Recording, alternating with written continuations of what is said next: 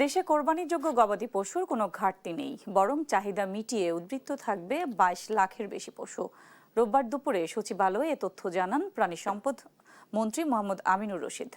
জানান, কোরবানিকে কেন্দ্র করে সীমান্ত দিয়ে অবৈধভাবে গবাদি পশু প্রবেশ এবং দেশে চাঁদাবাজি ঠেকাতে কঠোর নজরদারি করা হবে। সেই সঙ্গে রাজধানীর যত্রতত্র বসানো যাবে না পশুর হাট। চলতি মে মাসের মধ্যেই উদযাপন হবে মুসলিম উম্মার অন্যতম প্রধান ধর্মীয় উৎসব পবিত্র ঈদুল আজহা। পশু কুরবানি এই ঈদের অন্যতম ইবাদত। এবছর দেশে কোরবানিযোগ্য গবাদি পশু আছে 1,33,840টি, আর চাহিদা ধরা হয়েছে 1,01,06,334টি। এ নিয়ে রোববার দুপুরে সচিবালয়ে সংবাদ সম্মেলন করেন মৎস্য ও প্রাণী সম্পদ মন্ত্রী। জানান, দেশে কোরবানিযোগ্য পশুর ঘাটতি নেই, বরং উদ্দিষ্ট থাকবে 22 লাখের বেশি।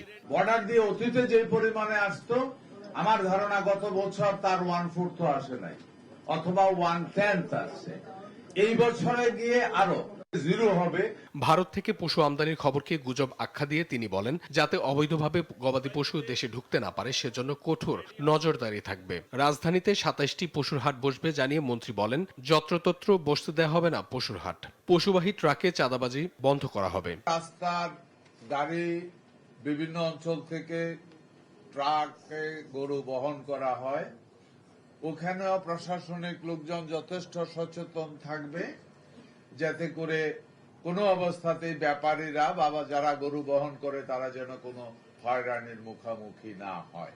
হাটে ক্রেতা বিক্রেতাদের নিরাপত্তায় আইন শৃঙ্খলা বাহিনী তৎপর থাকবে জানিয়ে প্রাণী সম্পদ মন্ত্রী বলেন, অনলাইনে পশু বেচা কেনায় খাজনা বা হাসিল দিতে হবে না। অনলাইনে যে সমস্ত গরু, ছাগল, ভেড়া বা মহিষ যা কিছুই বেচা কিনে হোক, ওইটার জন্য কোনো খাজনা বা হাসিল করতে হবে না।